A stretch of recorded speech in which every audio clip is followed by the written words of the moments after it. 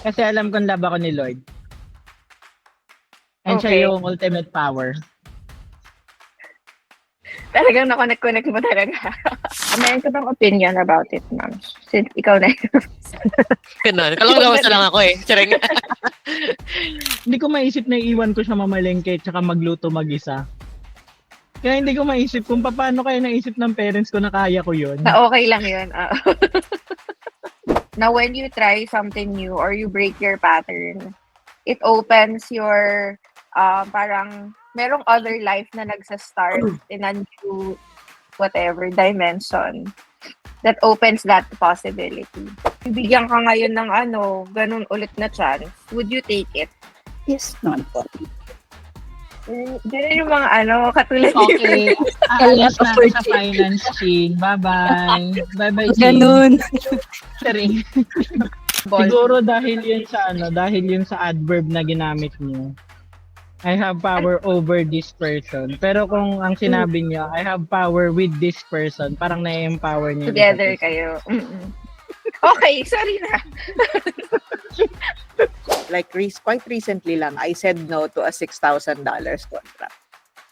Kasi, nandun na tayo sa point na kaya na nating namili ng client.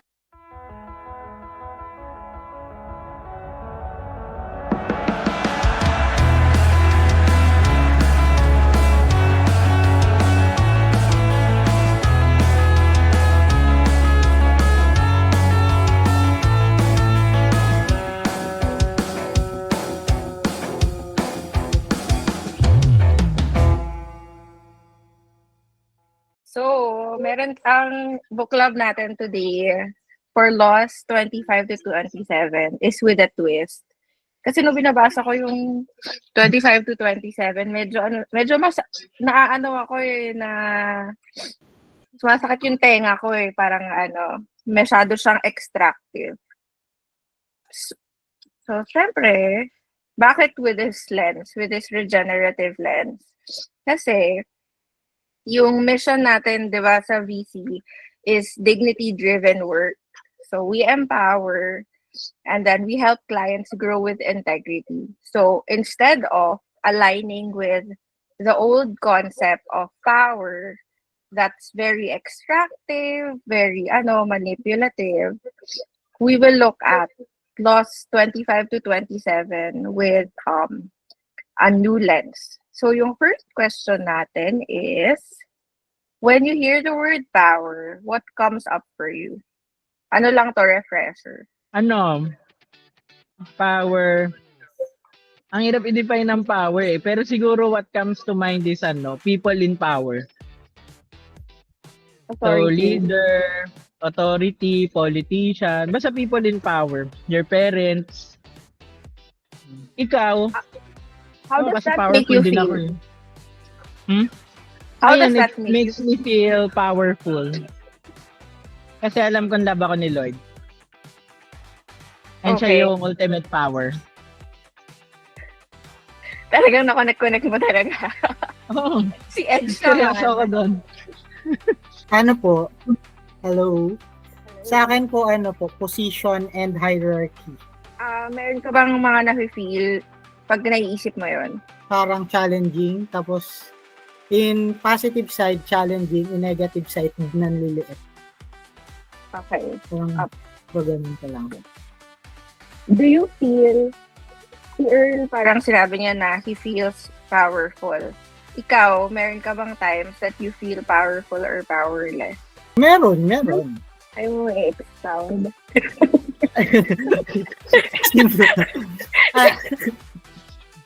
Ang lapit yes or no question lang lahat kay Ed. Ano po, Meron. sa akin, Tapos na. kapag times na nandun ka sa position in which meron ka talagang grit sa mga situation, dun ko talaga napipil yung pagiging powerful. Parang you're in control, you have you can move the destiny of other she's ganun, parang ganun. Tapos pag powerless naman, kapag yung situation na talagang ano ba yun, yung parang may nagawa ka pero nandun ka sa point na wala na sa'yo yung bola.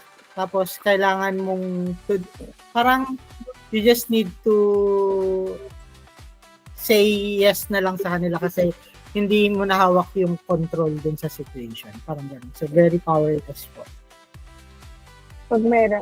So, more on, siya, control siya. Opo. Okay.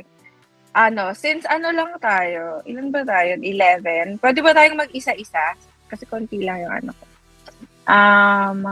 Tapos mamili ka na lang, Edge, ng sinong next mo. Next na sa akin. Hindi, next na sasagot ng when you hear the word power, what comes after you. Sige Mga po. 5 na lang pala tayo. Sige. Alright. I roll the ball kay Yin. Power for me is simply just God. Kasi, di ba siya yung the most powerful. Sa powerless naman siguro. But for me, if normal people like us, pag binibigyan ng power, palagi na-aabuso in a way. Depende rin siguro sa tao. No? Pero, I can't judge. Pero, yun lang yung nakikita ko na nangyayari. What's the other question? Sorry. When you hear the word power, how do you feel? What comes up for you? If, like normal power lang, if ganon. I don't know, manipulative. Yun lang. Kasi when you say, parang I have power over this person, parang kontrolado mo siya. Ganun Yeah, yung, parang ganun hindi yung naman. dating. But, yeah, it's manipulative. How about, who do you want to pass the ball Siguro to? dahil yun sa adverb na ginamit mo. I have power over this person. Pero kung ang sinabi niyo, I have power with this person, parang na-empower niyo. Together kayo. Okay, sorry na. Sige, next slide na tayo. Ayan. So, yung old concept of power is more on yun, command, control, more on, yung performance, yung parang na-manipulate ka to perform, and it's more focused on hierarchy. Pero yung what we're experiencing now and what we're seeing now in our team and in other modern teams is there is agency, there is influence, there's service, and it's circular. It's not a triangle anymore. So Law 25 says, recreate yourself. Pwede po ba akong tumawag si Elaine to read? Hello, folks. Okay. Law 25, recreate yourself. Do not accept the roles that society foists on you. Recreate yourself by forging a new identity, one that commands attention and never bores the audience. Meron ka bang opinion about it, ma'am? Since ikaw na Ganun. Kalawang-lawas na lang ako eh. Charing. Ano ba? Okay, sabi dito, do not accept roles. That, siguro, na lang, ang una ko naisip kasi yung sa women, na, di ba yung tradition noon na yung mga women sa bahay lang. Pero ngayon dahil nga may change, andun yung power, pumasok si power, di ba? So, na-empower tayo and nag-work na tayo, di ba? Hindi lang yung mga lalaki. Ayun nga, may change because of times and because, ayun, hindi kasi applicable ang, gender roles. Ayun. So, pantay-pantay tayo. Yun lang. Yun yung getting power back ng women. Yes. Pero it's also parang a constant struggle for us kasi hindi pa naman siya ganun nare-recognize. Pero it's happening. Sino pa po ang may gustong mag express ng kanilang what does what's your opinion about this law? Si A. Siguro before kasi yung parang structure ng bahay, aside from dun sa mga babae or what, yung mga bata, parang takot sila sa parents, ganyan, or may boundaries talaga na sobrang taas ng wall. Ngayon kasi, parang kahit pa paano na-express na nila yung mga damdamin na nararamdaman nila, mas nasasabi na nila, mas vocal na sila about it. Because dun sa mga na-experience ng previous generation na trauma na ayaw nila ipasa sa susunod na generation. So, ayun. Ayun, yun yung parang opinion ko about it. And parang growing up kasi hindi ko rin naman masyadong na-experience na sobrang parang na-express ko yung sarili ko. Hindi din ako masyadong parang nahihirapan gawin yun. So, ayun. More on so generational din yung pag-recreate ng self niya. Yung Law 25 kasi, ang pinaka-key concept doon is you gain power through intentionally recreating yourself. So, with yung minention ni Elaine sa women, tas yung minention ni A sa kids, nagkakaroon ng na-empower mo yung sarili mo when you evolve, you intentionally evolve. So yung question natin is, was there a time or what's a time that you intentionally evolved in the way that you showed up in your work, in your leadership or life? Tapos, sub-question, what pushed you to do it? Or what was the result?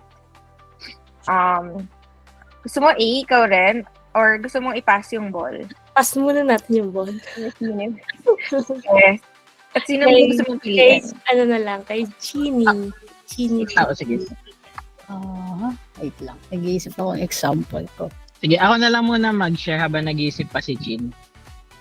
Sige. Siguro yung sa akin yung parang kailangan ko maniwala na special ako, yung ganun.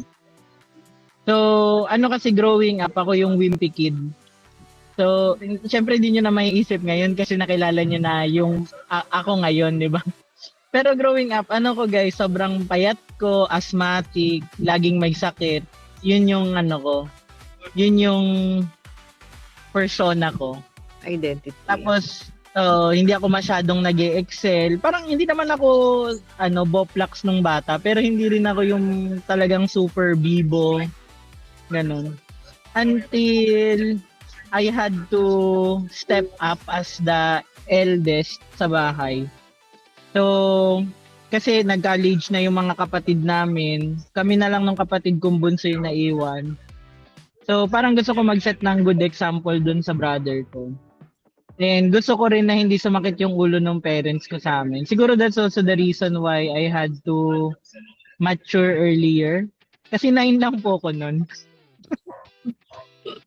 9 lang ako nun. Tapos, ako na yung naiwan dun sa bahay. Then, kami na lang ng kapatid ko. Meron kaming helper, pero hindi naman, syempre yung kapatid ko medyo mahirap papakainin. Ano yung mga ganun? Mahirapan turuan mag-school.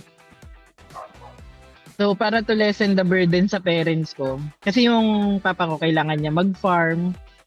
Kasi nag-retire na siya. Tapos yung mom ko naman na-promote, pumunta sa regional office. So, malayo na siya sa amin. Every weekend na lang namin siya kasama. So, yun. At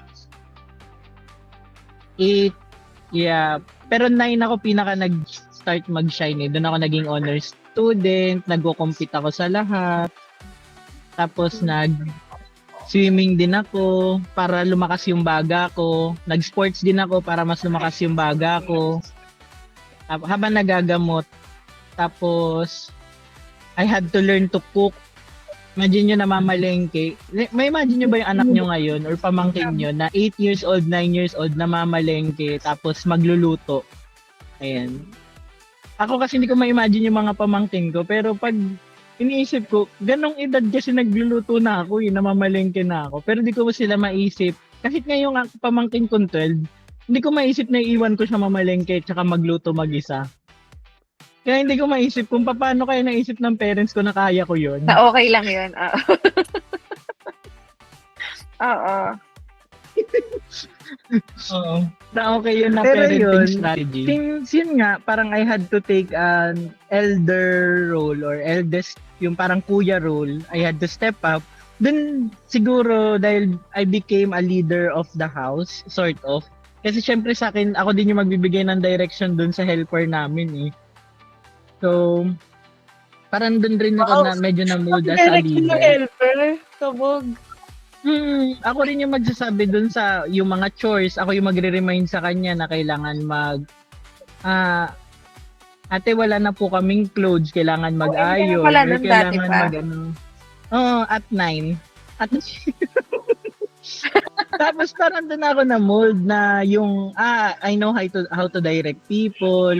Pero syempre di ko pa to naintindihan ng bata ko, guys. I'm acting for survival. Parang ganon. Hindi ko pa siya alam na it's molding me into the person that I will become. Then yun nga, nag-take na ako ng mga nabully pa ako nung high school, guys. Kaya nyo ba yun? Bully pa ako nung high school. Tapos nabully pa ako, alam niyo ini-exclude kasi parang outlier ako eh. Makulit ako, pero honor student ako. Tapos gusto ko ng ibang teachers, ayaw ko ng ibang teachers. Gusto ko ng ibang groups, ayaw ko ng ibang group. So para ako naging outlier. So ako yung walang friend kapag recess. Alam niyo yun, yung pag break time ganun. Nung freshie. Tapos sabi ko, sige, bala kayo dyan, mag-aaral na lang ako. Kasi yun, ako yung top 1. So, parang nagkaroon ako ng friends. I naturally attract them kasi kasi magaling ako.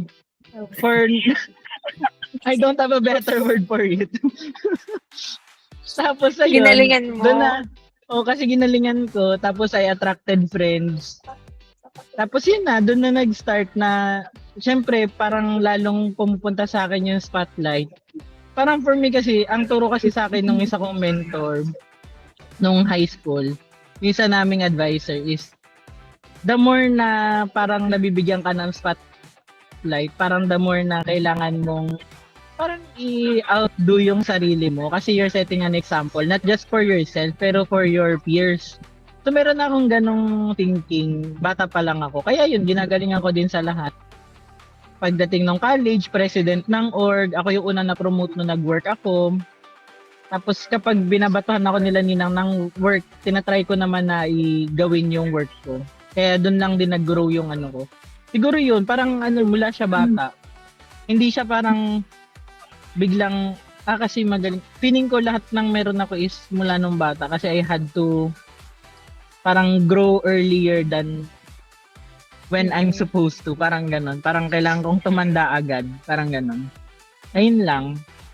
Pero yung napansin ko doon is lahat ng choices to expand your power, to grow your capacity was intentional. Yung parang hindi ka nag-cower na, nabigyan ka ng bagong responsibility. May opportunity for a new responsibility. Parang hindi ka ayoko nito eh. Baka Stressful yun eh. siguro kasi opportunistic na ako, bata pa lang. Siyempre hindi ko rin alam. Pero talaga ako, go-getter ako, parang bata pa lang. Kapag binigyan nila ako ng chance mag-compete or mag-apply for a competition, I will apply. Kung hindi ako matanggap, baka hindi para sa akin. Pero kung matanggap ako, kaya ko pala yun. Yung parang ganon. So, ayun lang naman. And until now, ganon pa din ako. Pag binigyan ako ng opportunity, I'll grab it. Pag hindi ko kaya, at least na-try ko. Kung mag-excel ako, kaya ko pala yun. Ganun. Natandaan ko yung sinabi mo nung huling book club, yung yung sa Everything Everywhere All at Once. Na when you try something new or you break your pattern, it opens your, parang, merong other life na nagsa-start in a new, whatever, dimension that opens that possibility. Yan. In a new quantum reality. Yeah, in a new quantum reality. Hindi ko pa yung napapanood kasi wala siya sa wala siya sa Netflix, HBO, lahat wala. Balik tayo kay Sheeny. Ako naman po, siya, from previous work, i-relate ko lang siya doon. Kasi sa previous work ko dati, nawalan ako ng supervisor, yung ganun po. So, bale, ang nangyari, parang ako na po yung senior dun sa department namin. So, ang nangyari po kasi, nung nawala po kasi siya, parang may mga lumabas na po na mga concern or anything na nagkaka-problem. So, ang nangyari, imbis na parang magpi-playing safe ako or mananahimik ba ako or i-avoid ko yung mga concern ng tao. So, ang ginawa ko po, next step up ako. Kasi ako na po yung senior dun sa department. Yung ganun siya. Na parang kailangan ko na siyang mag-lead Pangatawanan. para lang, yung ganun. Kasi parang no choice na po ako. Kailangan ko mag-step up. Rewarding ba siya for you or mas challenging siya? Actually, mas challenging siya kasi for almost 3 years, first time kong mag-lead as ganun na position. So parang tinapa ko din siya para kung paano siya gawin at paano sumagot or makipag-coordinate sa management.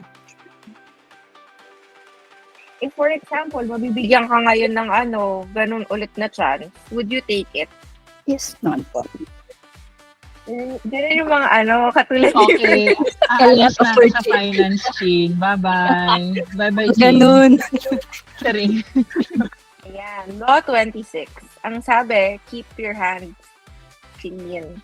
Tapos, magpapabasa ko po kay Ate Pepper at papa-explain ko din sa Ano ba? Nagtatype ako ng listening muna ako kasi maingay yung pamilya ko eh. Okay, pero babasahin ko na. Keep your hands clean. You must seem a paragon of civility and efficiency.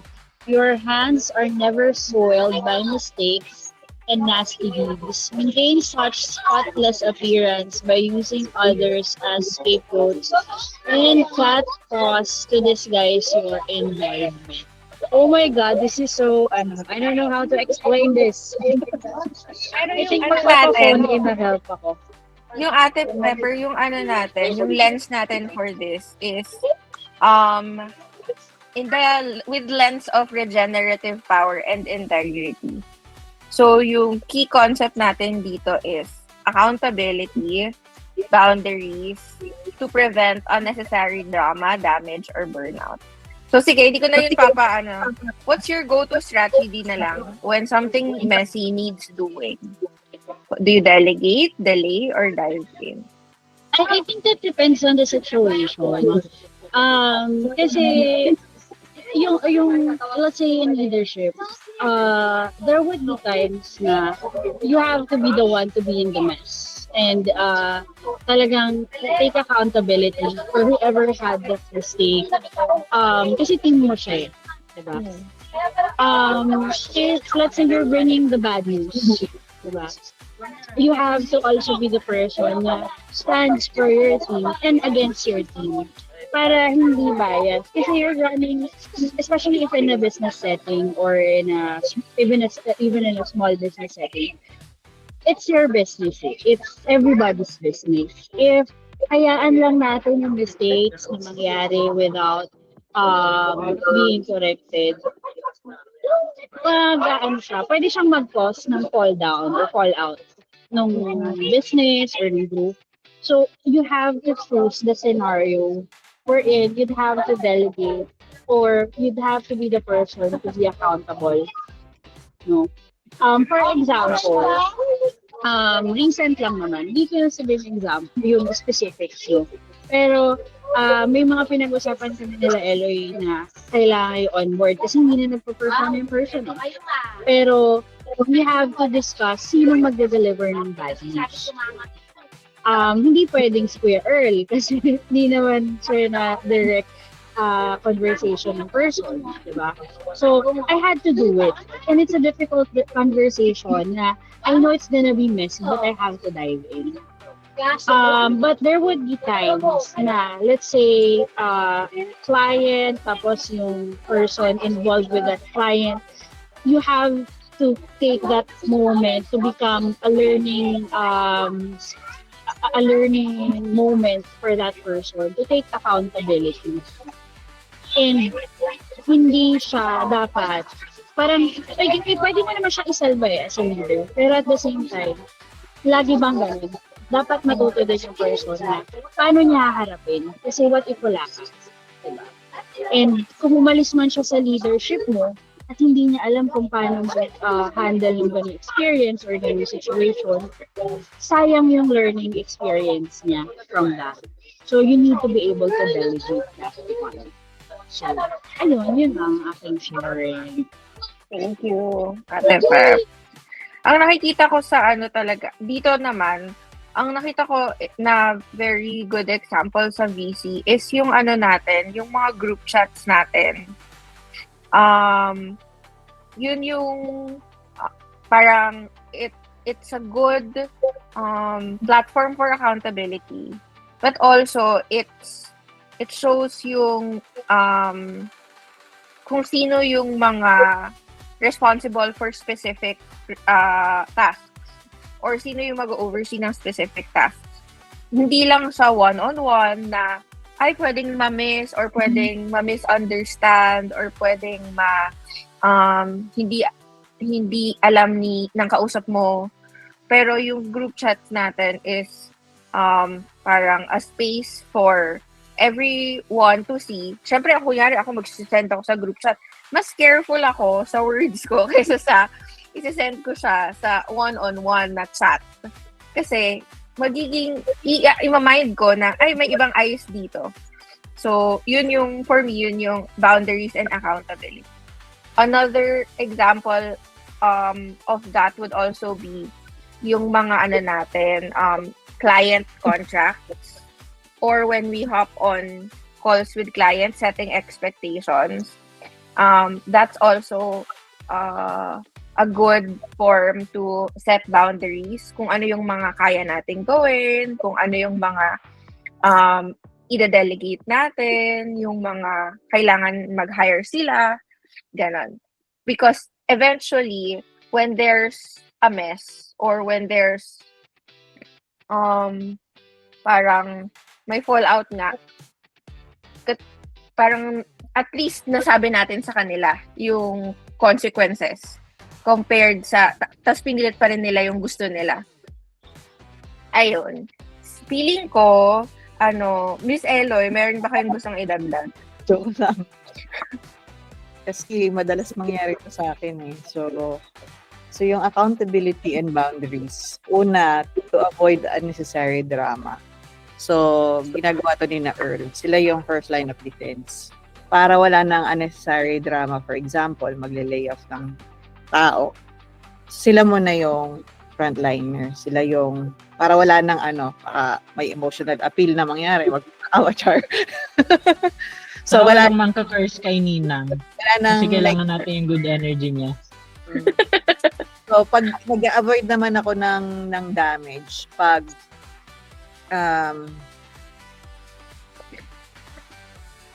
ito, parang yung dinidelay ko. So, minsan, like quite recently lang, I said no to a $6,000 contract.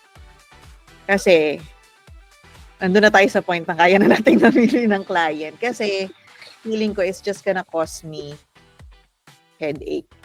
Pag nafe-feel ko na parang, parang red flag tong si client. Parang hindi na okay. So, nagdo-no na ako. So, doon na, para to i-delay, pwede naman kasing i-delay. Or actually, pwede namang it's not a fit right now. So, just to avoid any drama or damage down the line, nagdo-no na lang.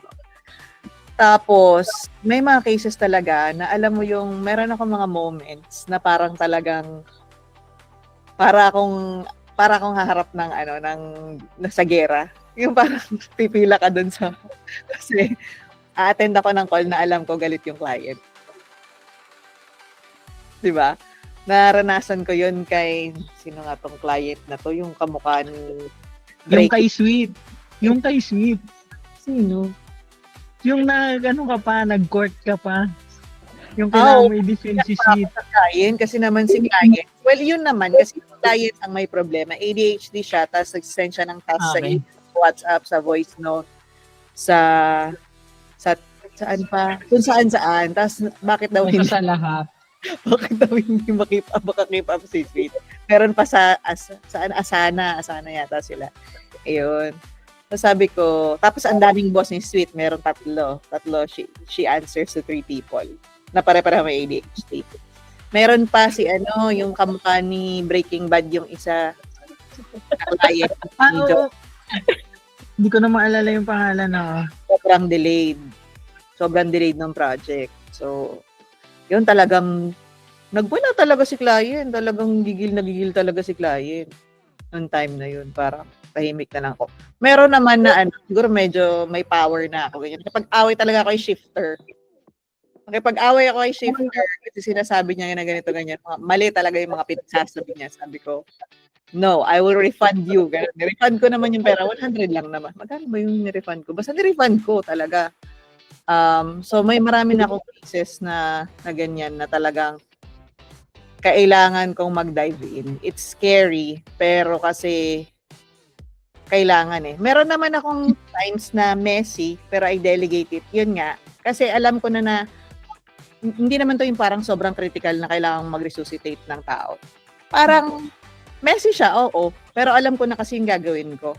So I usually delegate that because merong opportunity for learning for, let's say, other people. Para lang, alam ko na ito kaya ko na itong i-navigate yung ganitong issue. So para man matuto sila, hindi lang ako yung nakagain nung skill or nung credit din. So, binibigay ko rin sa iba. Yan. Ano rin po yun parang it's also giving them their power na kaya ko pala to, opportunity to, kaya ko rin pala to. But yung mga circumstances na yon, you don't get that every day. Take it as kaya nga sabi, parang ang weird pero sabihin mo na, parang gamitin mo siya as an opportunity, ganyan. Pero totoo naman it's not every day that you get to experience that type of situation. Na pwede bang magkaroon ng laboratory for leadership? Wala hindi naman Pwede mo bang imimic yung sitwasyon? Hindi Wala namang ganun, di ba? Wala namang laboratory for leadership. Talagang ito, nag-a-arise lang paminsan-minsan. So we have to take that opportunity to be courageous, to be brave, para you can emerge as a better person or a better. Correct. Maganda na yun. Okay, tapos na yung love. Let's end with that. Next week!